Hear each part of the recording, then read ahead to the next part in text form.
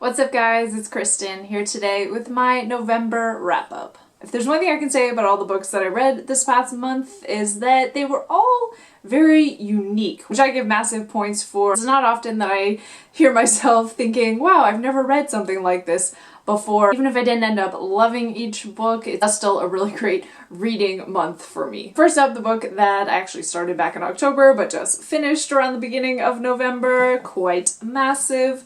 The Luminaries by Eleanor Catton. I was just massively intimidated going into this, but it was just stunningly gorgeous. I'm so glad that I finally got around to reading it. I feel like nobody ever actually talks about what this book is about, which is totally fine because obviously I went into it without any expectations, but it is essentially a murder mystery set in the 1860s in New Zealand, and it's almost written in the style of a Victorian novel. I don't say that to scare anyone off, because I didn't find this to be a particularly difficult read. There's just a lot of characters to keep track of. This is like a masterclass in writing, and particularly story structure, which sounds a little bit bizarre to say. The way that Eleanor Catton structured the story, both literally and figuratively. The story starts out really massive and you're introduced to so many characters and it's very confusing, but literally where there's 12 parts to the book. Part 1 is 360 pages and each subsequent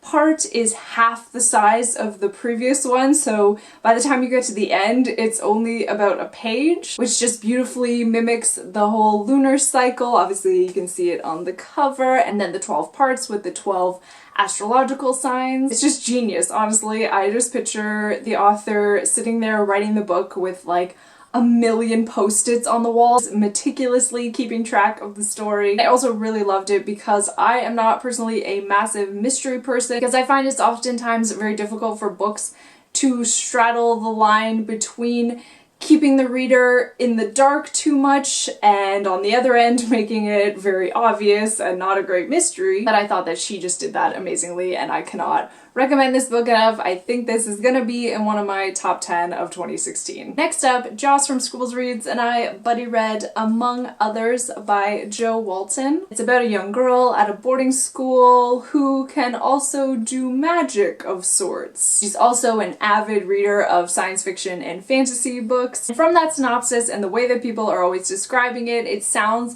like just the ultimate cozy comfort read, but honestly, reading it, I did not feel that way. I had a lot of trouble getting into the story because I found the tone was very dry and almost emotionless in a way, so I wasn't really feeling anything for the main character. There are also a lot of very dark themes in it and some very bizarre scenes that happen, but I couldn't explain why. I wasn't necessarily enjoying it, but I kept just wanting to go back to it. I ended up just like slowly falling in love with it, and by the end I wasn't ready to let it go and I kept thinking about it days later, and the way that she talks about her love of science fiction and fantasy just made me want to drop everything, cancel my TBR for the month, and only read all of this classic SFF. I also finally got over my fear of reading Shakespeare and I read Othello with Hillary from Your Robot Friend. Unfortunately though, we both kind of felt the same about Othello, just overall very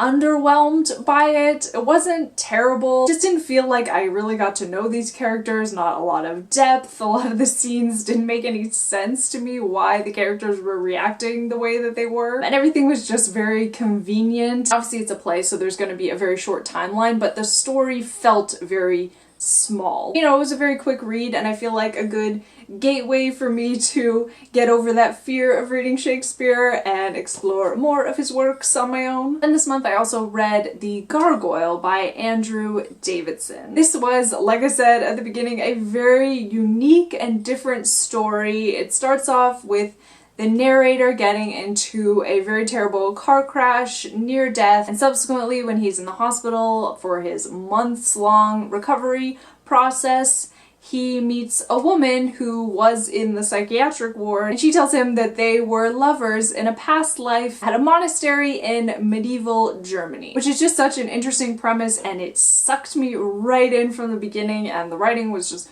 gorgeous, of course, and I wanted to know more about this woman. For some reason, I just immediately believed her story. I didn't think that she was just schizophrenic or something of that nature. Then I found once I got past about the halfway point, things started to get very repetitive, started losing my interest and not wanting to pick it up again. My edition, it was 460 something pages, and I did feel like it was just a little bit too long. Then there was this whole scene close to the end of the book that was just absolutely stunning. You know, where you're just so swept up in a book that you're not even like registering anything that's going on around you. So that kind of brought it back for me. But then I listened to the Arenda by Joseph Boyden on audiobook this month. This is Canadian historical fiction. It doesn't give a precise time when it is set, but it seems to be in the early waves of European conquest. Centers around the two nations of the Huron and the Iroquois, or the Wendat and the Haudenosaunee. I heard about this on the Poptimist channel, who is a fellow Canadian booktuber, and he put it so perfectly when he said that we as Canadians have never been good at mythologizing our history. I'm not gonna lie, I have never really had an interest in Canadian history. I have read very few books on the topic, and I only took the absolutely mandatory courses in university. I think partially because, you know, you never seem to be as interested in something that's closer to you and everything else seems exotic and foreign and more interesting. But once he said that, I realized that that was more the case. This was just absolutely gorgeous. I was completely engrossed. Boyden does so well with sticking with the facts of history and making it visceral and raw and understanding what life was like and the impact that the European invasion basically had on the native population, and at the same time weaving these sort of magical elements and, like I said, making it into a great story. And I definitely recommend the audiobook. Last but not least, oh, I'm so disappointed because I have not